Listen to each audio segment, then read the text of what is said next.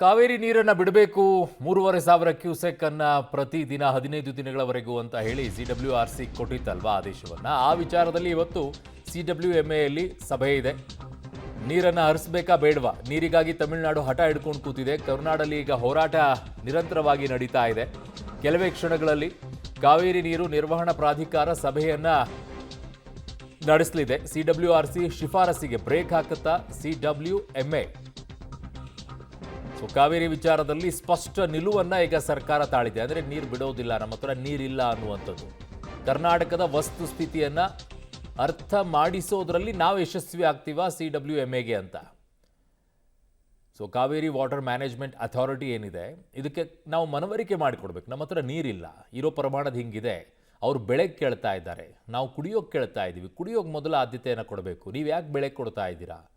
ನಾಳೆ ಮಳೆ ಬರದೇ ಇದ್ರೆ ನಮ್ಮ ಪರಿಸ್ಥಿತಿ ಇನ್ನೂ ವಿಕೋಪಕ್ಕೆ ಹೋಗುತ್ತೆ. ನನ್ನ ಸಹೋದ್ಯೋಗಿ ಶಬೀರ್ ನನ್ನ ಸಂಪರ್ಕಕ್ಕೆ ಸಿಗ್ತಾ ಇದ್ದಾರೆ, ದೆಹಲಿ ಪ್ರತಿನಿಧಿ. ಶಬೀರ್, ಈಗ ನಾವು ಎಷ್ಟು CWMAಗೆ ಮನವರಿಕೆ ಮಾಡಿಕೊಡೋದ್ರಲ್ಲಿ ಯಶಸ್ವಿ ಆಗ್ತೀವಿ ಅನ್ನೋದು ಇವತ್ತು ಗೊತ್ತಾಗತ್ತೆ ನಿಜಕ್ಕೂ ಕೂಡ. ಕಾರಣ ತಮಿಳುನಾಡವ್ರು ಕೇಳ್ತಾ ಇರೋದು ಬೆಳೆಯ ವಿಚಾರಕ್ಕೆ, ನಾವು ಕುಡಿಯೋ ನೀರಿನ ವಿಚಾರಕ್ಕೆ ಕೇಳ್ತಾ ಇದ್ದೀವಿ.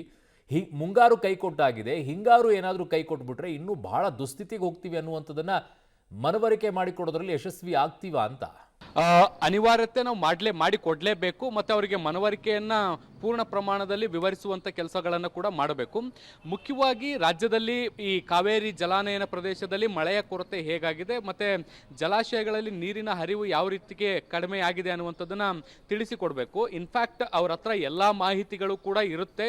ಮಳೆ ಪ್ರಮಾಣ ಎಷ್ಟಿದೆ, ಭವಿಷ್ಯದಲ್ಲಿ ಮಳೆ ಎಷ್ಟಾಗ್ಬೋದು, ಜಲಾಶಯಗಳಲ್ಲಿ ನೀರಿನ ಮಟ್ಟ ಎಷ್ಟಿದೆ, ಮುಂದೆ ಮಳೆ ಆಗುತ್ತಾ ಇಲ್ವಾ, ನೀರು ಬಿಡಬೇಕಾ ಬೇಡವಾ, ಎಲ್ಲವೂ ಕೂಡ ಗೊತ್ತಿರುತ್ತೆ. ಆದಾಗ್ಯೂ ಕೂಡ 3,500 ಕ್ಯೂಸೆಕ್ ನೀರನ್ನು 15 ದಿನಗಳ ಕಾಲ ಹರಿಸಲಿಕ್ಕೆ ಸೂಚನೆಯನ್ನು ಕೊಟ್ಟಿರುವಂಥದ್ದು. ಈ ಶಿಫಾರಸ್ಸಿನ ಆಧಾರದ ಮೇಲೆ ಈಗ CWMAದಲ್ಲೂ ಕೂಡ ಮೀಟಿಂಗ್ ನಡೆಯುತ್ತೆ. ಹೀಗಾಗಿ ಸರ್ಕಾರ ಗಂಭೀರವಾಗಿ ತೆಗೆದುಕೊಂಡಿರುವಂತಹ ಹಿನ್ನೆಲೆಯಲ್ಲಿ ಗೌರವ್ ಗುಪ್ತಾ, ಹೆಚ್ಚುವರಿ ಮುಖ್ಯ ಕಾರ್ಯದರ್ಶಿ ಅವರನ್ನು ಫಿಸಿಕಲ್ ಆಗಿ ಅಂದರೆ ವೈಯಕ್ತಿಕವಾಗಿ ಸಭೆಯನ್ನು ಹಾಜರಾಗಲೇಬೇಕು ಅನ್ನುವಂಥ ನಿಟ್ಟಿನಲ್ಲಿ ಕಳಿಸ್ಕೊಡ್ಲಾಗಿರುವಂಥದ್ದು. ಅವರು ಕೂಡ ಸಭೆಯಲ್ಲಿ ಭಾಗಿಯಾಗಿ ಅಧಿಕಾರಿಗಳಿಗೆ ಮನವರಿಕೆ ಮಾಡಿಕೊಡುವಂಥ ಕೆಲಸವನ್ನು ಮಾಡ್ತಾರೆ. ನೋಡಿ, ಕರ್ನಾಟಕದಲ್ಲಿ ಸಂಪೂರ್ಣವಾಗಿ, ಅದರಲ್ಲೂ ಕೂಡ ಕಾವೇರಿ ಅಚ್ಚುಕಟ್ಟು ಪ್ರದೇಶದಲ್ಲಿ ಮುಂಗಾರು ಮಳೆ ಸಂಪೂರ್ಣವಾಗಿ ಕೈಕೊಟ್ಟಿರುವಂಥದ್ದು.